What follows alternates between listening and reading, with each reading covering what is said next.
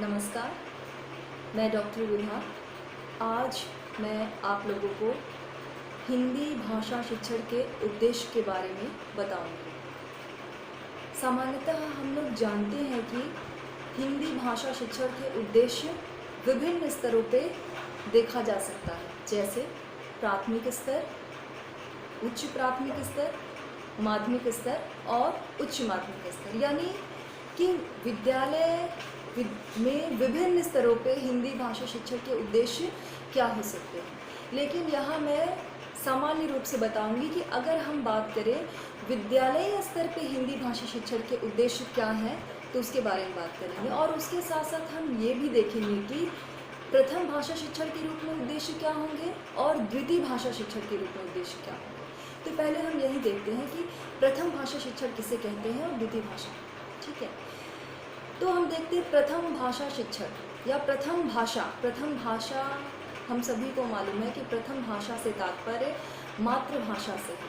बालक जिस भाषा को अनुकरण के माध्यम से अपने घर में, अपने आस पड़ोस के परिवेश से, समाज से सीखता है, उसे हम प्रथम भाषा शिक्षण कहते हैं।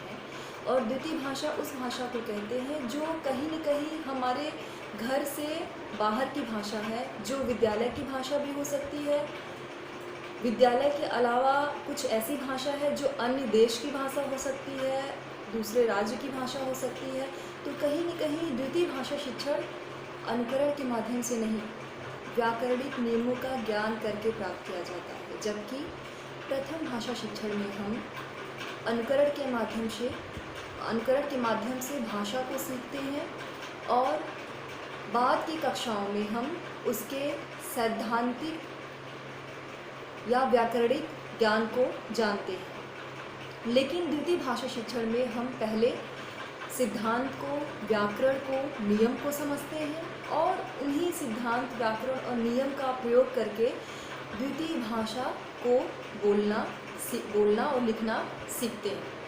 तो यहाँ हम देखेंगे पहले कि प्रथम भाषा शिक्षण के रूप में हिंदी भाषा शिक्षण के क्या उद्देश्य होंगे, जिसमें हम देखते हैं कि हिंदी भाषा शिक्षण के उद्देश्य में पहला ज्ञानात्मक उद्देश्य, दूसरा बोधात्मक उद्देश्य, तीसरा रसात्मक एवं समीक्षात्मक उद्देश्य, चौथा सृजनात्मक उद्देश्य, पांचवा अभिवृत्तात्मक उद्देश्य।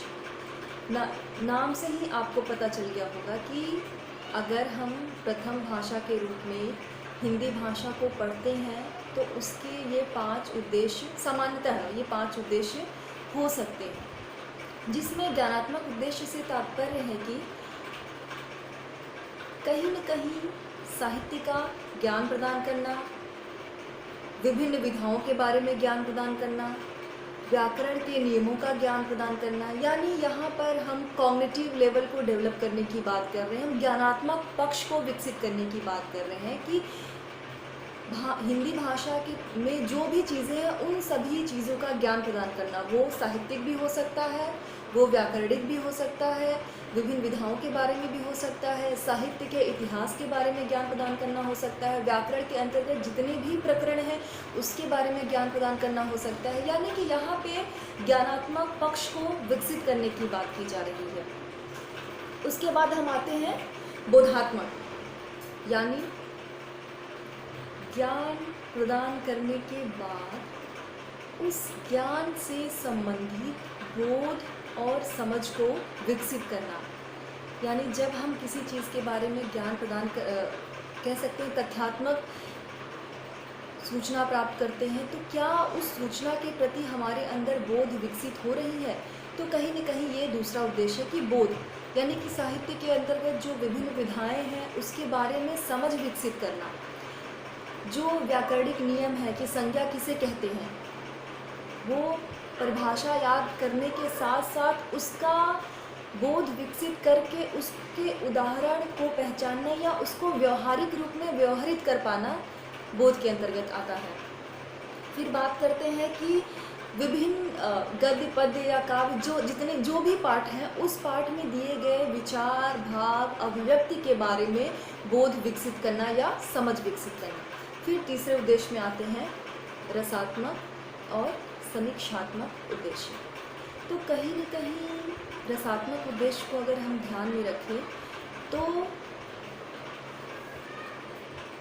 कविता शिक्षण का मुख्य उद्देश्य ही यही होता है कि रसात्मक अनुभूति प्रदान करना, यानी विद्यार्थी कविता पढ़े तो कहीं न कहीं उसमें उनको रस की अनुभूति हो, जिससे वो कविता लेखन के लिए भी प्रेरित हो सके और कविता पठन के लिए एक पाठक के रूप में भी उनका विकास हो सके। तो रसात्मक अनुभूति के अंतर्गत विद्यार्थियों में कविता के प्रति रुचि जागृत करना आता है। और उसके साथ साथ बात करते हैं समीक्षात्मक अनुभूति, यानी विद्यार्थियों में किसी भी हिंदी भाषा और उससे संबंधित जो भी साहित्य है, गद्य, पद्य, काव्य, जो भी कुछ है, रचना शिक्षण, उपन्यास, कहानी, उन सभी की समीक्षा करने की योग्यता को विकसित करना, यानी जो भी सृजन साहित्य है उसमें विद्यार्थी उनके गुण दोषों को देखते हुए उसकी समीक्षा करना सीख जाए। उसके बाद बात करते हैं सृजनात्मकता का उद्देश्य।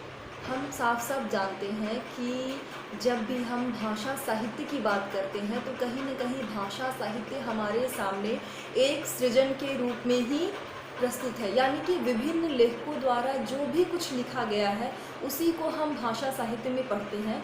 तो सृजनात्मक उद्देश्य भाषा साहित्य का एक उच्च उद्देश्य है और उच्चतर कक्षाओं में इन उद्देश्यों की पूर्ति करना एक महत्वपूर्ण कह सकते हैं महत्वपूर्ण उत्तरदायित्व है। निम्नतर कक्षाओं में सृजन से तात्पर्य हो सकता है वाक्य की रचना करना हो, 10 लाइन की किसी पंक्ति की रचना करना हो, छोटा सा निबंध लिखना हो। लेकिन जैसे जैसे हम उच्च कक्षाओं में जाते हैं तो कहीं न कहीं यहाँ हम मौलिक रचना की बात करते हैं, मौलिक सृजन की बात करते हैं। फिर हम देखते हैं अभिवृत्त्यात्मक उद्देश्य। अभिवृत्त्यात्मक उद्देश्य का तात्पर्य है अभिवृत्ति, यानी हम साफ साफ जानते हैं कि कहीं न कहीं भाषा साहित्य के माध्यम से हम विद्यार्थियों में अभिवृत्ति का विकास करते हैं। जैसे अगर हम पर्यावरण संरक्षण से संबंधित किसी पाठ की बात करें तो उस पाठ को पढ़ने से विद्यार्थी में पर्यावरण के प्रति एक सकारात्मक अभिवृत्ति का विकास होता है। इसके अलावा अगर हम कोई उपन्यास ही पढ़ते हैं तो कहीं न कहीं उपन्यास जैसे जैसे हम लोग पढ़ते जाते हैं तो हमारे अंदर एक परिवर्तन होता है। क्यों? वो परिवर्तन इसलिए होता है कि हम एक ज्ञानात्मक रूप से जब हम अपनी बुद्धि के साथ अपने हृदय को साथ लेते चलते हैं तो जो हमारी अभिवृत्ति है वो भी परिमार्जित होती चलती है। तो ये एक मुख्य रूप से ये माना जाता है और एनसीईआरटी में भी लिखा हुआ है, शिक्षा उद्देश्य के अंतर्गत लिखा हुआ है कि मूल्यों को विकसित करना। तो भाषा साहित्य के माध्यम से हम विद्यार्थियों में अभिवृत्ति का विकास कर सकते हैं। ये तो मोटा मोटी। लेकिन अगर हम प्रथम भाषा के रूप में बात करें जो 4 कौशल है, सुनना, बोलना, पढ़ना, लिखना, तो प्रथम भाषा के रूप में हिंदी भाषा शिक्षण के उद्देश्य में अगर हम शुरुआत करते हैं तो पहले एक छोटा सा बच्चा होता है वो सुनता है, फिर धीरे धीरे अनुकरण के माध्यम से बोलता है, विद्यालय जीवन में जाता है, औपचारिक शिक्षा में जाता है तो वो पढ़ता है और उसके बाद वो लिखता है। यानी जो 4 कौशल है वो उसका सीक्वेंस होगा, उसका क्रम होगा, सुनना, बोलना, पढ़ना और लिखना। वहीं हम द्वितीय भाषा शिक्षण के रूप में भाषा शिक्षण के उद्देश्य की बात करें तो यह क्रम कुछ बदल जाता है। जैसे हम अगर कोई दूसरी भाषा सीखते हैं तो पहले हम उसको सुनते हैं, ठीक है, उसके बाद हम उसको तुरंत बोलने नहीं लग जाते हैं, उसको हम पढ़ते हैं, पढ़ने के बाद हम उसको, यानी कि हमारा जो 4 सीक्वेंस है वो द्वितीय भाषा शिक्षण में नहीं होता। हम किसी भी द्वितीय भाषा शिक्षण में हम किसी भी भाषा को अगर सीखते हैं तो पहले हम उसके सैद्धांतिक ज्ञान को जानते हैं, उसको समझते हैं, पढ़ते हैं, फिर हम उसके व्याकरण और नियम का प्रयोग करके उसको बोलना सीखते हैं, बोलते हैं। यानी ये जो बोलने वाला क्रम हमारा दूसरे नंबर पे है वो सबसे लास्ट में हो जाता है। तो द्वितीय भाषा शिक्षण के उद्देश्य प्रथम भाषा शिक्षण के उद्देश्य से बिल्कुल अलग है।